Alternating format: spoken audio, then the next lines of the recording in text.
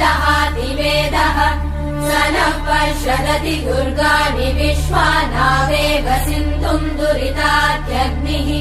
तामग्निवर्णाम् तपसा ज्वलन्तीम् भैरोचनीम् कर्मफलेषु जुष्टाम् दुर्गाम् देवीगुम् शरणमहम् प्रपद्ये सुतरसि तरसे नमः अग्ने त्वम् पारयानव्यो अस्मान् स्वस्तिभिरति दुर्गाणि विश्वा पूष्य पृथ्वी बहुला न उर्वी भवातोकायतनयाय शम्योः